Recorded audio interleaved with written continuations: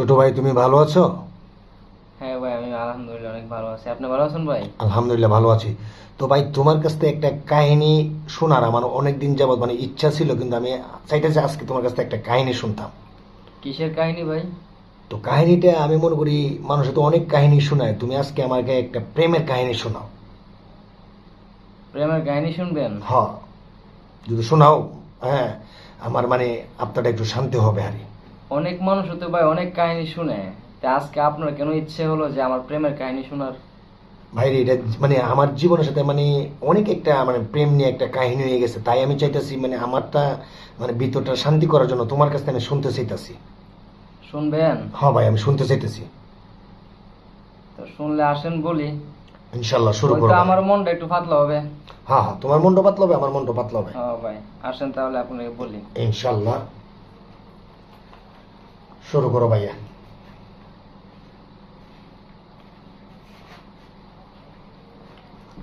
তো আমার কাহিনীটা হচ্ছে আপনার, যে কি আর বলবো, বলার মতো কিছু নাই।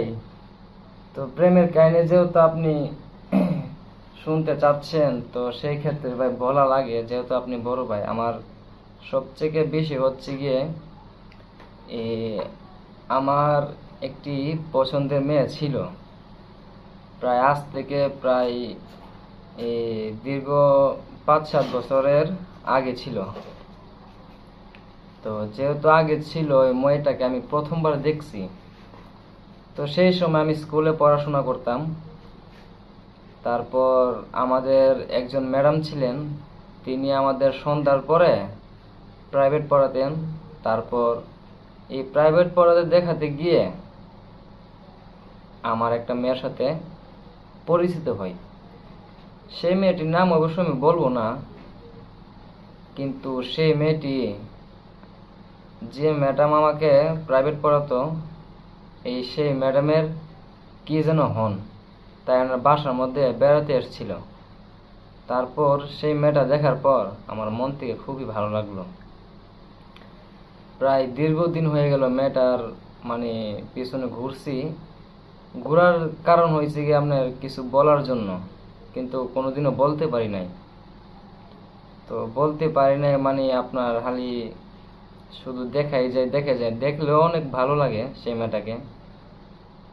প্রায় আমাকেও ওর খুব ভালো লাগতো, কিন্তু কোনো একদিনও আমাকে বলে নাই, আমিও বলি নাই। আমার মনে মনে কিরকম একটা ভয় ভয় লাগতো আর কি, যে যদি ওর মা বাবার কাছে বলে দেই। কিন্তু সেই হিসেবে ও আমাকে বলে নাই, আমি ওকে বলি নাই। তো অনেক দিন এমনি এমনি কেটে গেল। তো তারপর সে একদিন স্কুলে এসেছিল। তো স্কুলে আসার পর কিন্তু আমি এই সময় ওর স্কুলে পড়তাম না, আমি আরেক স্কুলে পড়তাম। তো আমি একদিন ওর স্কুলে গেলাম। যাওয়ার পর আমি স্কুলের বাহিরে দাঁড়িয়েছিলাম। তো তারপর ও যখন স্কুল থেকে ছুটি পায়, তারপর আমি দেখলাম ও স্কুল থেকে বেরিয়ে আসছে। বেরিয়ে আসার পর ওকে আমি জিজ্ঞেস করলাম, কেমন আছো? তো বলল যে ভালো আছি। তো তারপর ও আমাকে আবার বলল যে এই কথা। আমি ওকে হঠাৎ করে জিজ্ঞেস করলাম কেন, যে ভালো আছে কিনা। তো আমি বললাম না, এমনি। তারপর একদিন এই সময়ের মধ্যে আমি আবার বলে দিই যে তোমাকে আমার কিছু বলার ছিল। তো বলল, কি বলবা? আমি তখন বলছিলাম যে তোমাকে কেমনে আমি বলবো বা কি করে বলবো, সাহসই পাইতেছি না। তো এর মধ্যে আপনার ওর মা এসে ওকে নিয়ে গেল, স্কুল থেকে নিয়ে গেল। ওর মা দেখে ফেলেছে আমাদের দুজন একসাথে। তাই ওর মা বলল, এই ছেলেটার সাথে তুই কি করস? তো ও বলল, না মা, ও আমার এই বন্ধুই হয়।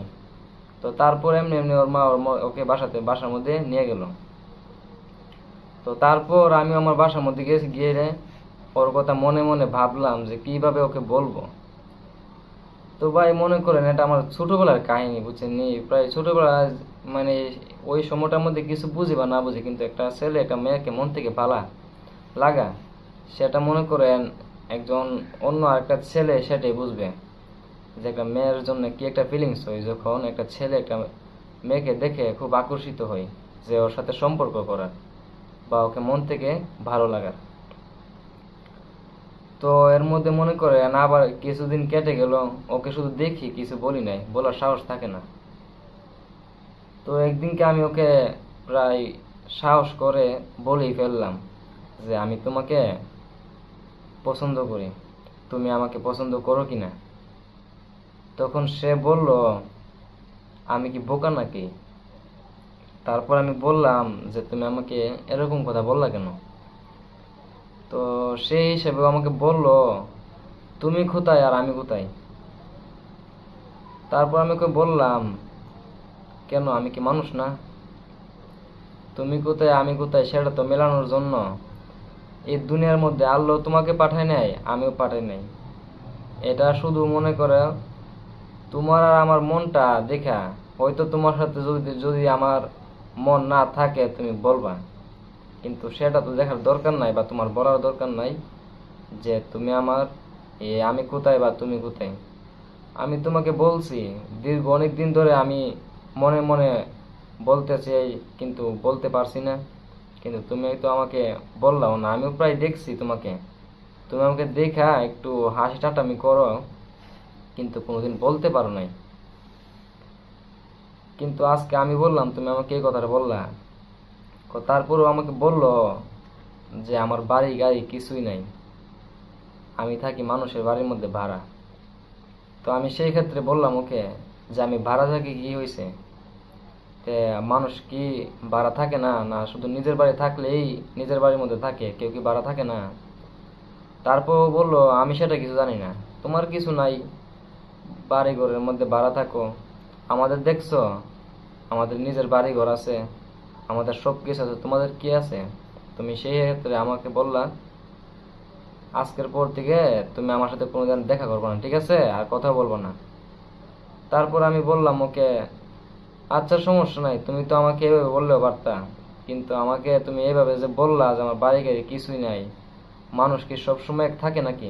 একদিন তো আমার নিজের ক্যারিয়ার হবে, হওয়ার পরে তো আমিও একদিন সেটা দেখিয়ে দেব তোমাকে।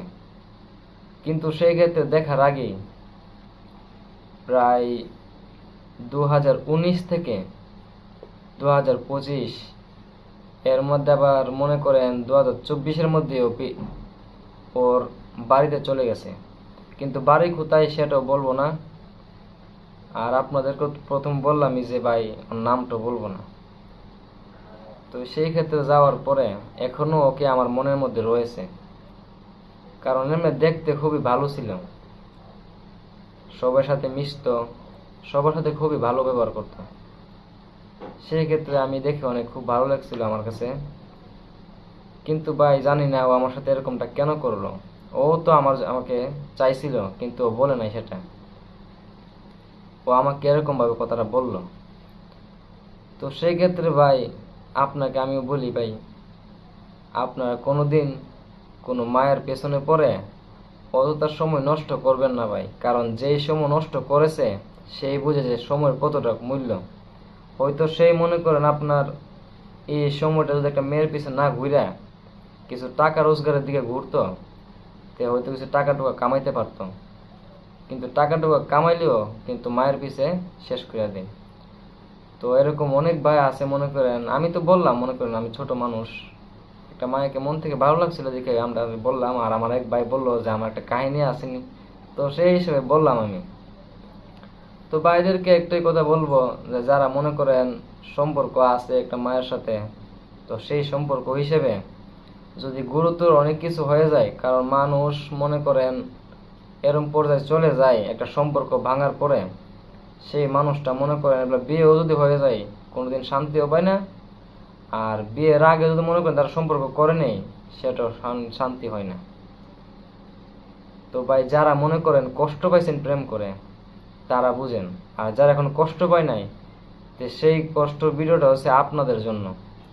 কেউ যদি দেখেন মিস করেন ভাই, তাহলে এটা ভাই আপনার অবশ্যই রিকোয়েস্ট করব আপনারা আমার এই ভিডিওটা দেখবেন। দেখার পর, যেহেতু আমি প্রথমে বললাম আবার যে আমি ছোট মানুষ, আপনারা দেখার পরে মানে আপনার আমার যে আমি এতক্ষণ কথাটা বললাম সেটা হয়তো কিছুটা বুঝতে পারবেন। তো ভাই আপনাকে তো বললাম ভাই আমার কাহিনীটা ভাই, তো ভাই ঠিক আছে ভাই, আমার কাহিনীটা আমি বললাম ভাই, যেটা আমার সত্য ছিল ভাই আমি এটা বলে দিছি। তো আপনি আমাকে শুনতে অনেক দিন ধরে বলতেছেন যে আমার একটা কাহিনী আছে কিনা, আজকে তো বলেই ফেললাম ভাই।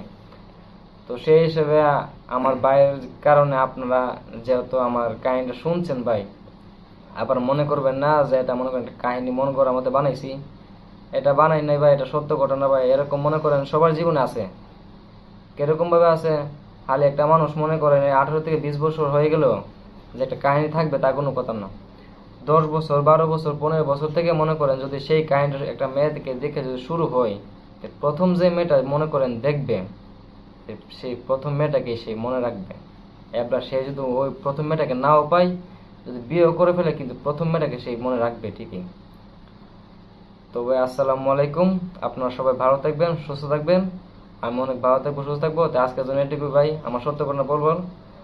তো আগামী যদি অন্য কোনো ভিডিও নিয়ে আসার জন্য বা আপনারা যদি আমাদের এই চাইয়া এই ফেসবুকটাকে আপনারা অবশ্যই ফলো করে রাখবেন। আর নতুন কোনো ভিডিও আসার জন্য আপনারা অবশ্যই আমাকে জানিয়ে দিবেন। ধন্যবাদ। আসসালামু আলাইকুম। আশা করি সকলে ভালো আছেন, আমি আল্লাহর রহমতে ভালো আছি। তো আমার ছোট ভাইয়ের কাহিনীটা শুনছি, আমার কাছে ভালো লেগেছে। অবশ্যই যদি এই ভিডিওটা ভালো লেগে থাকে, আমার ভাইয়ের কাহিনীটা যদি ভালো লেগে থাকে, অবশ্যই কমেন্টে মতামত জানিয়ে দিবেন। আপনারা কমেন্টের মতামত জানিয়ে দিলে অবশ্যই নেক্সট ভিডিও আপনারা আবার পাবেন। তো ভালো থাকবেন, সুস্থ থাকবেন। আসসালামু আলাইকুম।